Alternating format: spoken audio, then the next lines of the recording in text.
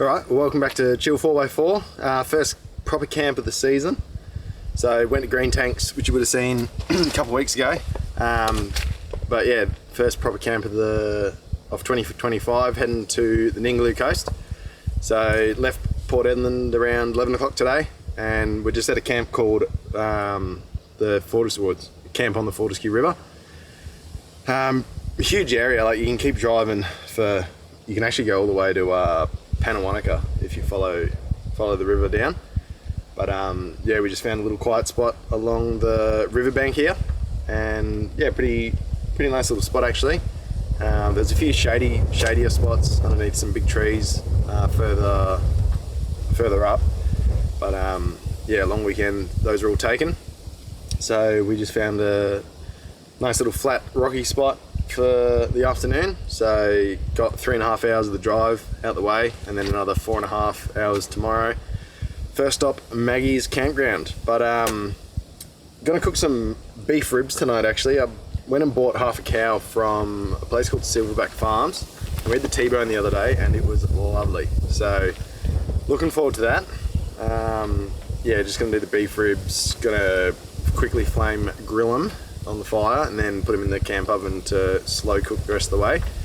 So it should be a fairly easy one. A few things that have changed with the setup that I haven't spoken about yet. I've got a new Bushwhacker 270 awning. This awning's got the D opening, I guess you call it, so you can get in the rooftop tent. So don't have to pack down the awning every time I want to get in the rooftop tent. So hopefully that makes things a little bit easier. It's also got better lights throughout the awning, so yeah, at night time we can get a bit more light out there. I also got some new camp chairs, the Explore Life camp chairs. So I've always found it frustrating packing camp chairs because they're pretty big and awkward thing to pack in the canopy.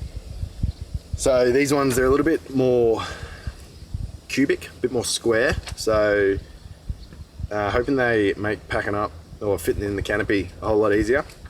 And they're pretty quick to pack up and pack down as well. I also get this handy table which fits your stubbies and your mugs, and also your phone, which is pretty cool. But yeah, that's actually, I've got one other thing. One thing that really annoyed me with the last setup was the table. I just had a fold out alley camp table, and the table's the last thing you want to put away, and it's the first thing you want to pull out. So I thought, I was having to think about it, and I was looking at my setup, and I think it's a pretty good idea. But what I've done is I've picked up a Bunnings $40 plastic table, and all I've done is gone to the local alley. He's actually not a boat builder, but he's he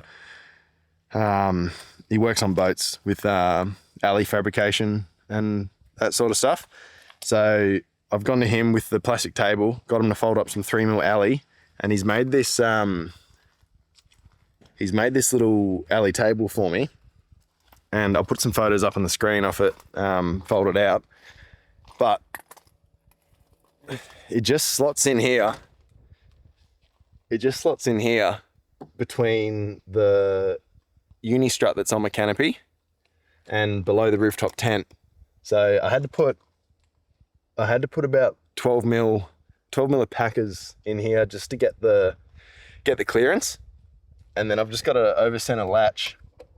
So yeah, it just latches in and then pulls up against the canopy, against the rooftop tent with these rubber blocks here. So I think it's a pretty good idea because it allows me to put the table away last, because I can close the canopy and then put that away.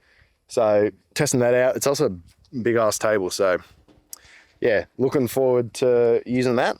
But anyway, I'll probably get the fire, or get some firewood collected, and then get the fire going and get into these beef ribs. But yeah, looking forward to the trip. We've got about 10 days off, about 7 days on the Ningaloo Coast, and then a few days in Exmouth for the whale shark tour and a fishing charter actually. So looking forward to it, but we'll see you later on. Yeah, got that half cow from Silverback Farms, as I mentioned earlier. So we got beef ribs for dinner. They're fairly fatty actually, but they look pretty good. So I'm going to get that fire a bit hotter shortly. But all I'm going to put on this is a bit of salt and pepper, and then I'll get the camp oven out, and I'll put some onion, bit of potato, and cook them for maybe an hour and a half, 2 hours. But I'll just flame grill them on the fire once I get it ripping hot, just to get that char and a bit of that smoky flavour going. All right, we'll chuck these ribs on the fire, just give them maybe 5 minutes aside, and then I'll show you what I put in the camp oven. But just really want to get that bit of grillage, bit of a char on there. So we'll see how we go. Bit of grillage. All right, so roughly chop some potato just into, I don't know, 1.5 inch sort of cubes, and then some onion I've cut into quarters. But those have been grilling for the last 10 minutes, so I'll pull them off the heat and chuck them in the camp oven.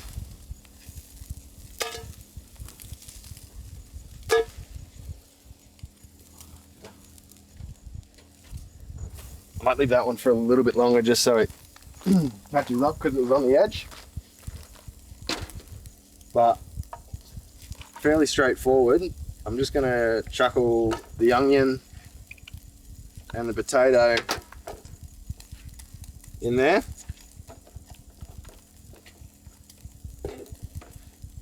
I used to always cook with a trivet in the camp oven because I was scared of burning the bottom. But I watched a bit of King Brown on YouTube. He's a bit of a camp oven, he's a camp oven cook. He sort of does big cook-ups for events and that sort of thing. But I'm just going to add maybe half of this beef broth in here.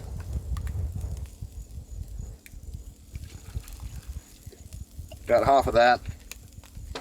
Bit of soy sauce. Trying out these new, I think they're called OXO, or OXO branded bottles.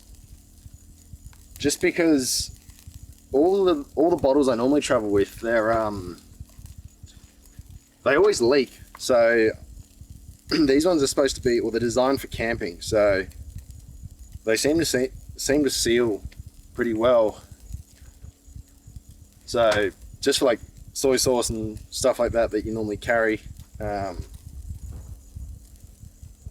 that's ginger, not garlic. Whoops. We've got a little bit of ginger in there, but I'll swap that out for garlic. And then, so what have I added? I've added beef broth, soy sauce, a bit of ginger, which I didn't mean to. Bit of barbecue sauce, bit of mustard, and I'll put some garlic in. And yeah, I'll put that on the camp oven for, I don't know, maybe an hour and a half, 2 hours. Most of the heat on the bottom and a little bit on the top. So I'll pick this up once I'm finished and I'll take you along. All right, just added some more wood to that fire to get it piping hot. And the camp oven is loaded. I might try and give you a look at what's in the camp oven. So, I don't know, there's maybe 20 ml of water, 20 ml of beef stock in there, some potato, onion, and then the ribs on the top. So, I'll chuck a little on this. I'll tell you what, having this bigger table has already made life so much easier. So that's good. I'll pull a little bit of this wood out and put it on the top, and we'll see how we go, because that's probably a little bit too hot for what it needs to be. But yeah, I'll show you once I put some wood on top and see what it's like.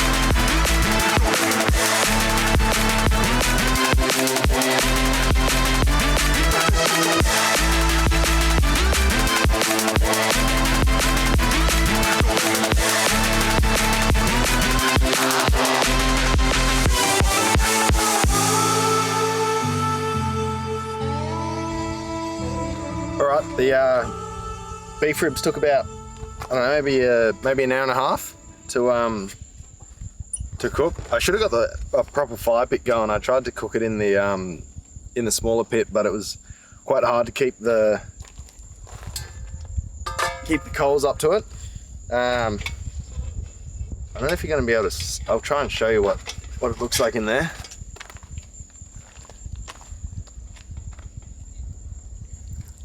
Anyway, can't really see too much in there, but we'll plate this up. The potatoes are nice and soft anyway. There's actually quite a lot of food. Quite a lot of food here. Oh, we're gonna tuck into some beef rib and some potato and onion.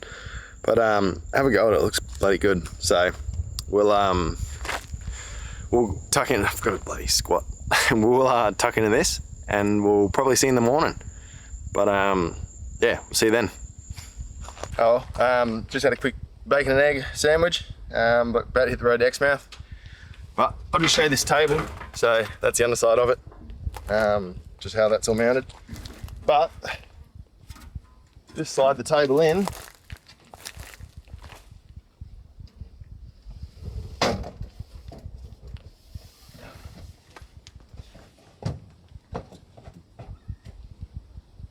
Slide the table in there like that, and yeah, super good, convenient spot for it. And I'll just put the rubber blocks in and the latch in, but yeah, pretty chuffed with that idea. I'll just put these little rubber blocks in here to stop it bouncing. And then this latch grabs that and pulls the table up into the rubber, so just stops it bouncing around, and put the pin in to keep it secure. But yeah, we'll hit the road to Exmouth now, and I'll pick the camera up then.